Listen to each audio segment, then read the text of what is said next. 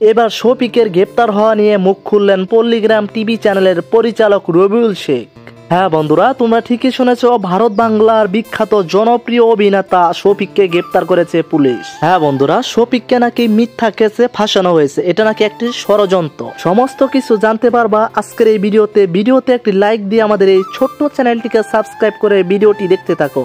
বেশ কয়েক মাস থেকে শফিকের সাথে একের পর এক ঘটনা হয়ে যাচ্ছে, কিন্তু কেন? দেখো, বেশ কিছুদিন আগে পল্লীগ্রাম টিভি চ্যানেল থেকে শফিককে বের করে দেওয়া হয়েছিল। আর আজকের খবর, শফিক নাকি একটি মেয়ের সাথে বিয়ের প্রবলন দেখিয়ে শারীরিক সম্পর্ক করে আসছিল, তার জন্য পুলিশ তাকে গ্রেপ্তার করেছে।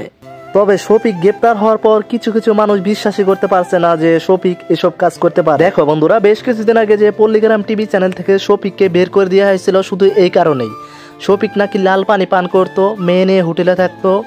তারা কিন্তু দেখতো যে পল্লীগ্রাম টিভি চ্যানেলের মালিক যারা ছিল তারা কিন্তু তাদের চোখে কিন্তু পড়তো যে শফিক কি কাজ করে না করে, তাই না? সত্যটা কিন্তু গোপন থাকে না বন্ধুরা। আসলে শফিক মনে হয় এরকম কাজ করেছে বোধহয়, আজকে তার কপালে এরকম।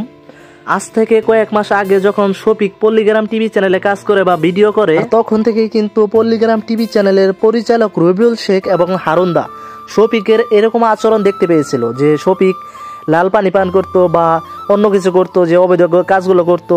তারা কিন্তু চিন্তা করে দেখলো যে শফিককে যদি তাদের পল্লীগ্রাম টিভি চ্যানেলে রাখা হয়, তাহলে পল্লীগ্রাম টিভি চ্যানেলের যে ছেলে মেয়েগুলো আরো আছে, অনেক আছে, যেমন টনি, রিয়াজ, বিশু এবং রুহান, অনেকে রয়েছে কিন্তু পল্লীগ্রাম টিভি চ্যানেলে।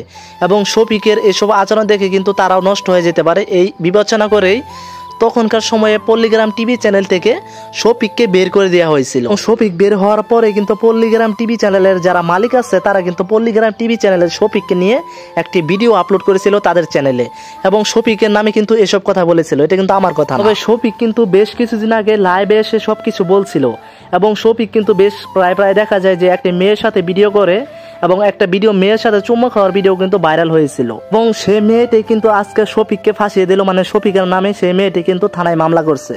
একটি ভিডিওতে আমরা দেখতে পেলাম যে সেই মেয়েটির মা ও শফিকের নামে অনেক কিছু বলছে থানায়, এবং সেই মেয়েটির মা বলছে যে শফিক আমার মেয়েকে নিজে বিয়ের প্রবলন দেখিয়ে তার সাথে শারীরিক সম্পর্ক করে। তবে সেই মেয়েটির মা আরো বলে আমার মেয়েকে নিয়ে সে হোটেলে থাকতো, এবং এই ব্যাপারে শফিক কিন্তু নিজে লাইভে আসছিল বেশ কিছুদিন আগে, আমরা দেখতে পেয়েছিলাম। এই ব্যাপারে শফিক লাইভে এসে বলছিল যে আমার এখনো 18 বছর হয়নি, আর 18 বছর না হলে একটি হোটেলে কেমনে জায়গা দেয়।